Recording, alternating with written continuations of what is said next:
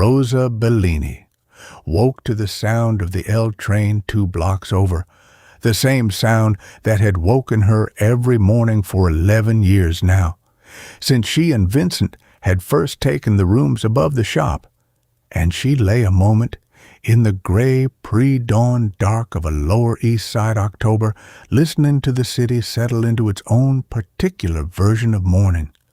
A milk wagon somewhere below, a window sash going up, the whole tenement block beginning its long, slow exhale into another working day.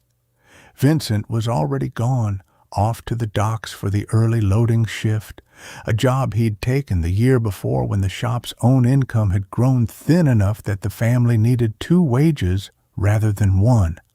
And Rosa dressed quickly in the cold, pinned her hair back, and went down the narrow inside stair to the store before she did anything else at all, because a grocery on Orchard Street opened at 6, whether its owner had slept well or not.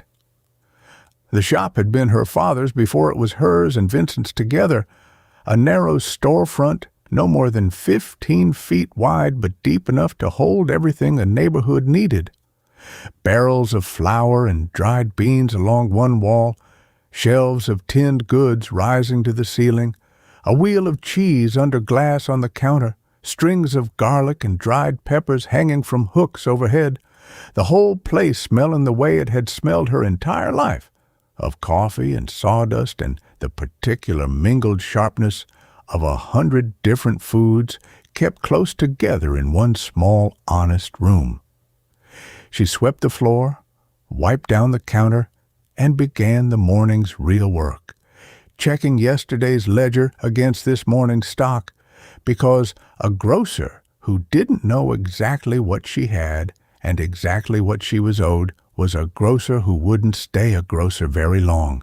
Not this year, not in this neighborhood where every family on the block was managing its own careful arithmetic, and the shop's own arithmetic had to fold in around all of it without ever quite breaking. Old Mr. Feldman came first, as he did every morning, for his roll and his newspaper, counting out his 3 cents with the same unhurried dignity he'd brought to the transaction for as long as Rosa could remember, and the 2 of them exchanged the same few words they exchanged most mornings, a comment on the weather, a question about his daughter in Brooklyn, before he settled onto the stool by the window to read, because Mr. Feldman's own rooms held no stove worth sitting near this early, and Rosa had never once in 11 years suggested he take his newspaper elsewhere. The Cardone children came next, sent by their mother for a loaf of bread and a 1/4 pound of the good cheese, and Rosa cut it a shade generous, the way she generally did when it was Mrs. Cardone's children doing the asking, a small private adjustment to the scale that she kept track of nowhere but her own memory, and considered, on the whole, simply part of the cost of running a shop in a neighborhood full of people she'd known her entire life. "Tell your mother I've got good tomatoes in today," she told the older girl. "Tell her to come by before noon." The ledger book lived under the counter, a thick, cloth-bound volume Rosa's father had kept before her, and that she now kept in his own careful hand, a running record of every family on the block who took goods on credit against a payday that might come Thursday or might, this particular season, come considerably later than that.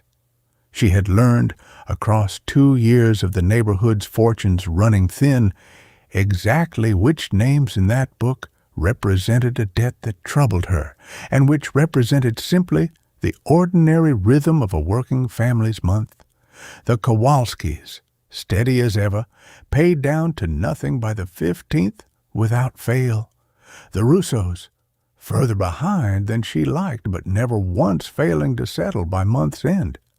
Old Mrs. Antonelli, whose small account Rosa had long since stopped entering into the ledger's second column at all, having decided some while back that a woman who'd raised 4 children in these same 3 rooms across 40 years had earned the right to a grocer who simply didn't keep close count. A man named Del Vecchio came in near 9, out of work since the spring from the shirt factory 2 streets over, and set on the counter instead of coins a paper sack of eggs from the chickens he now kept on his own fire escape, an arrangement he and Rosa had settled into without either of them ever formally proposing it, the eggs going toward his account at a fair rate they both understood without discussing, and Rosa accepted them the way she accepted most such arrangements this year, with a plain nod and a genuine word of thanks, because a dozen good eggs were a dozen good eggs regardless of how a man came to be offering them instead of cash. "Tell Angela I'll have that cheese for her Sunday sauce," Rosa said, weighing the eggs and marking his account down accordingly. "The good kind, not the one I sell most people."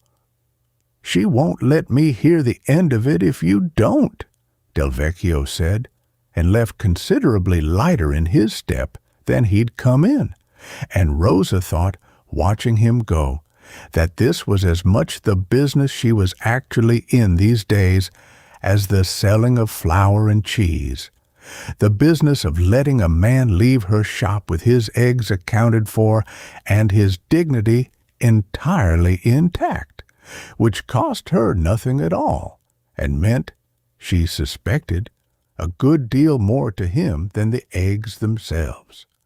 The morning's delivery arrived a little after 10, Sal Marchetti's wagon pulling up at the curb the way it had pulled up 3 mornings a week since Rosa's Father's Day, and the 2 of them worked through the unloading together on the sidewalk, calling out counts as the crates came down: flour, dried beans, a case of tomatoes, coffee, the small luxuries she still stocked in modest quantity because a neighborhood that couldn't afford them this month might well afford them next.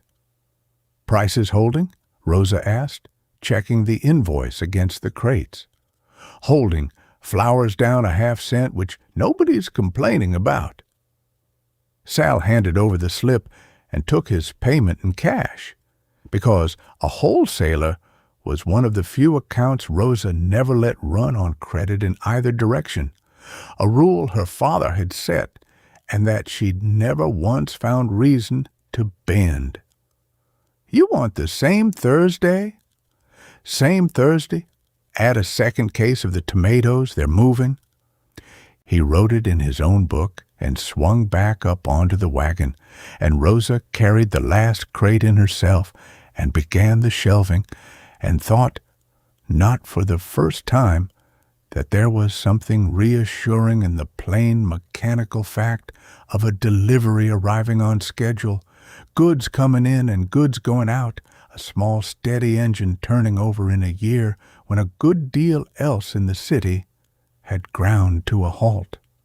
The midday brought its own small rush, workers from the garment shops on their dinner break wanting a quick roll and a slice of cheese, eaten standing at the counter, and Rosa worked through it with the quick, practiced hands of a woman who had wrapped 10,000 such lunches and knew, without needing to ask most of the time, exactly what a regular customer wanted before they'd finished saying good morning. She took her own dinner, standing behind the register between customers, bread and an end of cheese too small to properly sell, and used the quieter early afternoon hour to restock the shelves from the morning's delivery. Flour and dried beans and a fresh case of the good tomatoes she'd promised Mrs. Cardone, arranging it all with the particular satisfaction of a shop that, whatever else the year had asked of it, still stood open and still stood stocked, which was no small thing this particular October, and which Rosa had stopped taking for granted sometime the previous winter. Mrs. Cardone came by before noon exactly as instructed and bought her tomatoes, and lingered a while at the counter the way most of Rosa's customers lingered these days, because a grocery on a block like this one had become, without anyone quite deciding it should, the place where the neighborhood's actual news got exchanged. Who'd found work? Who was still looking? Whose cousin had a lead on something out in Jersey? The whole informal economy of a working neighborhood conducted in low voices over a counter that sold flour and cheese and, incidentally, carried every family's business along with it. "The Rosa boy found work," Mrs. Cardone said. "Delivery job downtown. Started Monday." "That's good news. Tell them I said so." Rosa made a small private note of it because the Russo account would likely come down some this month, and because good news in this neighborhood this year was worth marking wherever a person found it. A young woman came in around 4 whom Rosa didn't recognize, newly moved into the Kowalski's old third-floor rooms, and she moved through the shop with a particular careful attention of someone doing arithmetic in her head as she went, picking things up and setting them back down again. Rosa let her be for a while. A new customer wanted room to take a shop's measure without being hovered over.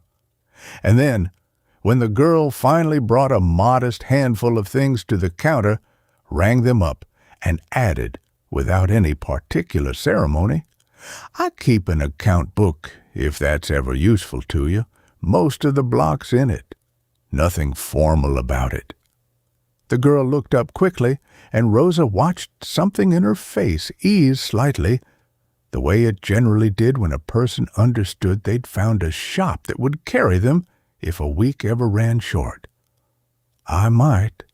Thank you. Rosa Bellini." She put out her hand across the counter.